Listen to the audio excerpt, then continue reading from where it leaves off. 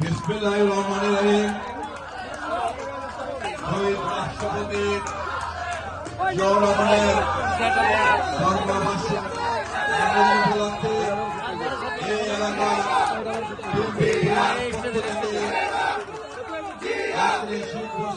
অনুষ্ঠানের মর্যাদা সভাপতি উপস্থিত এলাকার বিএনপির নেতৃবৃন্দ, অঙ্গ সংগঠনের নেতৃবৃন্দ, ভাই বোনেরা, সবাইকে জানাচ্ছি আমার বিভিন্ন পক্ষ থেকে সংগ্রামে শুভেচ্ছা অভিনন্দন। প্রিয় ভাইরা, শহীদ রাষ্ট্রপতি জিয়া রহমানের জন্মদিন উপলক্ষে আজকে আমাদের এই আয়োজন। আমরা বলতে চাই, শহীদ রাষ্ট্রপতি জিয়া রহমানের জন্ম না হলে এই বাংলাদেশের জন্ম হতো কিনা সন্দেহ আছে।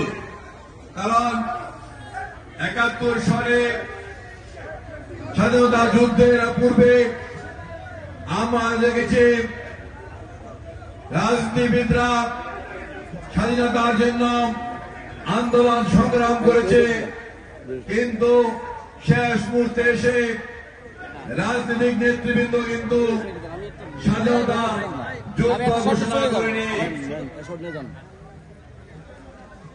যখন পাক হানাদার বাহিনী বাংলাদেশের সাধারণ মানুষের উপর ঝাঁপিয়ে পড়ল, তখন আওয়ামী লীগের অনেক নেতৃবৃন্দ পার্শ্ববর্তী রাষ্ট্রে ভারতে পালিয়ে গিয়েছে। আর শেখ মুজিব স্বাধীনতা যুদ্ধ ঘোষণা না করে তিনি ব্রিফকেস গুছিয়ে রাখলেন, কাপড় চোপড় গুছিয়ে রাখলেন, কখন পাক হানাদার বাহিনী আসবে আর তিনি তাদের নিয়ন্ত্রণে চলে যাবেন। ঠিক তেমনই হল, পাকিস্তানের প্রশাসন বাহিনীরা এসে শেখ মুজিবকে নিয়ে চলে গেল। শেখ মুজিব স্বাধীনতা ঘোষণা করল না। শেখ মুজিবকে নিয়ে যাওয়ার আগে অনেক আওয়ামী লীগ নেতা বলেছেন, মুজিব ভাই, আপনি স্বাধীনতা যুদ্ধের ঘোষণা রেকর্ডিং করে যান, আমরা এগুলা প্রচার করব। যা অনেক আওয়ামী লীগ নেতার বইতে আছে।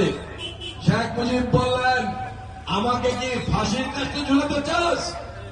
তিনি কিন্তু স্বাধীনতা যুদ্ধ ঘোষণা করেনি। অনেক আওয়ামী লীগ নেতারা বলেন, ৭ই মার্চের ভাষণই স্বাধীনতার ভাষণ, স্বাধীনতার ঘোষণা। তাহলে তাদের উদ্দেশ্যে বলতে চাই, যদি ৭ই মার্চের ভাষণ স্বাধীনতার ঘোষণা হতো, তাহলে ৭ তারিখের পরে ২৫ তারিখ পর্যন্ত শেখ মুজিব পাকিস্তান সরকারের সাথে কিসের মিটিং করেছেন, কিসের আলোচনা করেছেন? ৭ তারিখ থেকে ২৪ তারিখ পর্যন্ত শেখ মুজিব হোটেল ইন্টারকন্টিনে বসে পাকিস্তান সরকারের সাথে আলোচনা করেছেন কিভাবে পাকিস্তানের প্রধানমন্ত্রী হওয়া যায়।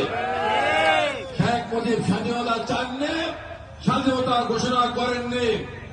পাক হানাদার বাহিনী যখন বাংলাদেশের সাধারণ মানুষের উপর ঝাঁপিয়ে পড়ল, তখন একজন মেজর, যাকে কেউ জানে না, যে যুদ্ধ ঘোষণা করার কথা না, যুদ্ধ ঘোষণা, যে স্বাধীনতা ঘোষণা করার কথা না, স্বাধীনতা ঘোষণা করা রাজনৈতিক নেতৃবৃন্দের, কিন্তু শেখ মুজিব তিনি নিজেই স্বেচ্ছায় পাকিস্তান সরকারের কাছে আত্মসমর্পণ করেছেন। বাকি আওয়ামী লীগ নেতারা পার্শ্ববর্তী রাষ্ট্রে ভারতে পালিয়ে গিয়েছেন। শেখ মুজিব পালিয়ে গিয়ে তিনি সেফ কাস্টডিতে, সেফ সাইডে চলে গিয়েছেন। আর একজন মেজর, যিনি সেনাবাহিনীতে চাকরি করেন, তিনি সেনাবাহিনীর আইন নিয়ম ভঙ্গ করে তিনি বাংলাদেশের স্বাধীনতা যুদ্ধ ঘোষণা করলেন। শুধু যুদ্ধ ঘোষণা করে ক্ষান্ত হননি, তিনি ৯ মাস রণাঙ্গনে যুদ্ধ করে দেশ স্বাধীন করেছেন, দেশের মানচিত্র এনেছেন। দেশের পতাকা এনেছেন। তাই আমি প্রথমে বললাম, শহীদ রাষ্ট্রপতি জিয়া রহমানের জন্ম না হলে বাংলাদেশের জন্ম হতো কিনা আমাদের সন্দেহ আছে। আজকে গত 16 বছর শেখ হাসিনা এবং শেখ হাসিনা সরকার শহীদ রাষ্ট্রপতি জিয়া রহমানের পরিবারকে ধ্বংস করার জন্য, তার পরিবারের ভাবমূর্তি নষ্ট করার জন্য বিভিন্ন মিথ্যাচার করেছেন। বেগম খালেদা জিয়ার বিরুদ্ধে মাত্র 2 কোটি টাকার মামলা দিয়ে তাকে 10 বছর সাজা দিয়েছেন। যেই টাকা বেগম খালেদা জিয়া ব্যাংক থেকে উত্তোলন করেননি, যেই টাকা এখনো ব্যাংকে আছে, টাকা বৃদ্ধি হয়ে এখন 8 কোটি টাকা হয়েছে। তারপরও কিন্তু শেখ হাসিনার নির্দেশে কেন্দ্রের কোর্ট শেখ হাসিনাকে 10 বছর সাজা দিয়েছেন। তিনি প্রায় 6 বছর কারাভোগ করেছেন। আর এই আওয়ামী লীগের 16 বছরে আওয়ামী লীগের অনেক নেতা হাজার হাজার কোটি টাকা চুরি করেছেন। আওয়ামী লীগের অর্থমন্ত্রী বলেছেন 4000 কোটি টাকা কোন টাকাই না। শেখ হাসিনা নিজে বলেছেন তার পিয়ন 400 কোটি টাকার মালিক, তার পিয়ন হেলিকপ্টারে চড়ে। এই হলো দেশের অবস্থা ছিল। কিন্তু মাত্র 2 কোটি টাকার জন্য বেগম খালেদা জিয়াকে 10 বছর সাজা দেওয়া হয়েছিল।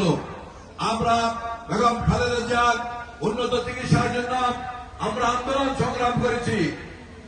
বাংলাদেশের বিশিষ্ট ডাক্তাররা বলেছেন বেগম খালেদা জিয়ার চিকিৎসা বাংলাদেশে হবে না, তাকে উন্নত চিকিৎসার জন্য বিদেশে পাঠাতে হবে। কিন্তু আওয়ামী লীগ সরকার বেগম খালেদা জিয়াকে উন্নত চিকিৎসা করার জন্য বিদেশ পাঠাননি। আমরা দেখেছি শেখ হাসিনার আমলে অনেক যারা হাজার হাজার কোটি টাকা চুরি করেছেন, যাদের নামে 12 বছর 15 বছর সাজা হয়েছিল, দুর্নীতির বিরুদ্ধে মায়ের বিরুদ্ধে 12 বছর সাজা হয়েছিল, সে উন্নত চিকিৎসার জন্য বিদেশে গিয়েছেন। শেখ সেলিমের নামে 1 বছর সাজা হয়েছিল, তিনিও উন্নত চিকিৎসার জন্য বিদেশ গিয়েছেন। শেখ হাসিনার আমলে অনেক দুর্নীতিবাজ, যাদের দুর্নীতির অভিযোগে সাজা হয়েছিল, তারও উন্নত চিকিৎসার জন্য বিদেশ গিয়েছিলেন। কিন্তু বাংলাদেশের সবচেয়ে জনপ্রিয় নেত্রী, যিনি বাংলাদেশের 3বারের প্রধানমন্ত্রী ছিলেন, তাকে কিন্তু উন্নত চিকিৎসার জন্য বিদেশ যেতে দেওয়া হয়নি। শেখ হাসিনা ভেবেছিল বেগম খালেদা জিয়াকে জেলখানায় রেখে ধীরে ধীরে মেরে ফেলবে। আজকে আল্লাহর রহমতে আমাদের নেত্রী বেগম খালেদা জিয়া বাংলাদেশের মানুষের দোয়ায় বেঁচে আছেন এবং তিনি উচ্চ চিকিৎসার জন্য আজকে বিদেশে অবস্থান করছেন। আমরা সবাই আশা করি তিনি উচ্চ চিকিৎসা করে তিনি সুস্থ হয়ে দেশে ফিরে আসবেন এবং দেশে ফিরে এসে এই মানুষের কল্যাণের জন্য, দেশের মানুষের জন্য তিনি আবার কাজ করবেন। প্রিয় সাথী বন্ধুরা, গত 16 বছর শেখ হাসিনা, তার মন্ত্রীরা, তার আত্মীয় স্বজন, তার এমপিরা বাংলাদেশের সমস্ত টাকা লুটপাট করে বিদেশে পাচার করে দিয়েছে। সোনালী ব্যাংকের টাকা লুটপাট করে বিদেশে পাঠিয়ে দিয়েছে, হল মার্কেট টাকা লুটপাট করে বিদেশে পাঠিয়ে দিয়েছে, শেয়ার মার্কেট টাকা লুটপাট করে বিদেশে পাঠিয়ে দিয়েছে। বাংলাদেশের স্বর্ণ তামা হয়ে গেছে, অর্থাৎ বাংলাদেশের স্বর্ণ চুরি করে বিদেশে পাঠিয়ে দিয়েছে। এই হল গত 16 বছর শেখ হাসিনার কর্মকাণ্ড। এই জন্য কিন্তু বাংলাদেশের মানুষ গত 16 বছর শেখ হাসিনার বিরুদ্ধে আন্দোলন সংগ্রাম করেছে। সেই আন্দোলন সংগ্রাম ধীরে ধীরে দানা বেঁধে গত বছর 5ই আগস্ট ছাত্র জনতার আন্দোলনে রূপ নিয়েছে।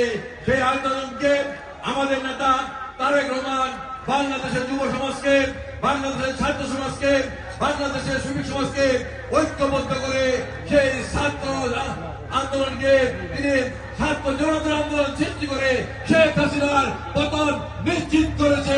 শেখ হাসিনা চোরের মতো পার্শ্ববর্তী রাষ্ট্রে পালিয়ে গিয়েছে। প্রিয় সাথী বন্ধুরা, আমরা বলতে চাই শেখ হাসিনা পালিয়ে গিয়ে কোনো লাভ হবে না। শেখ হাসিনার বিরুদ্ধে বাংলাদেশে ৫৭ জন বিডিআর হত্যাকাণ্ডের ৫৭ জন পুলিশ অফিসার হত্যাকাণ্ডের মামলা দিয়ে অনতিবিলম্বে তাকে গ্রেফতার করতে হবে এবং আইনের আওতায় আনতে হবে।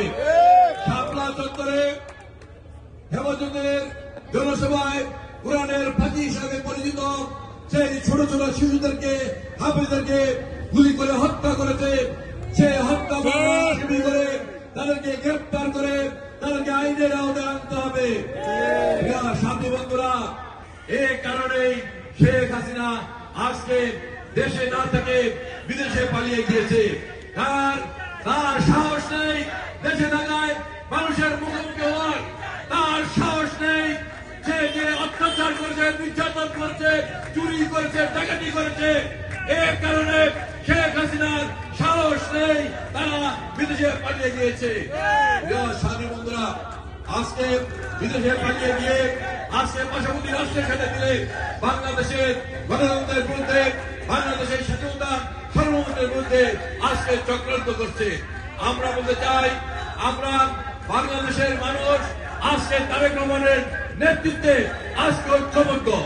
আজকে যে কোনো চক্রান্ত, যে কোনো ষড়যন্ত্র আমরা তারেক রহমানের নেতৃত্বে ঐক্যবদ্ধ ভাবে আমরা প্রতিহত করবই ইনশাআল্লাহ।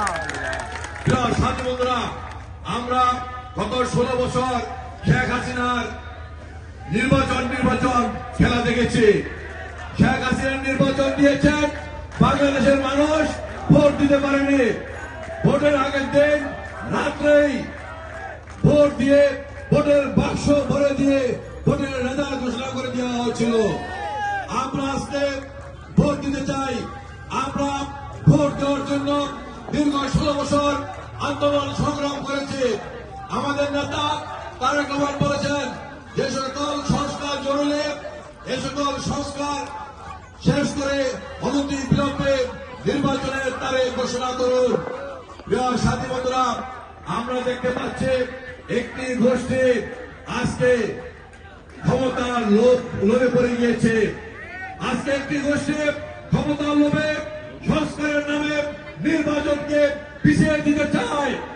আমরা বলতে চাই, সংস্কার একটি চলমান প্রক্রিয়া। যতদিন দেশ থাকবে, যতদিন পৃথিবী থাকবে, সময়ের তাগিদে সংস্কার সব সময় হবে। সংস্কারের প্রথম এই স্বাধীন বাংলাদেশে প্রথম করেছিলেন শহীদ রাষ্ট্রপতি জিয়াউর রহমান। তিনি বাকশাল বাতিল করে বাংলাদেশে বহুদলীয় গণতন্ত্র প্রতিষ্ঠা করেছিলেন।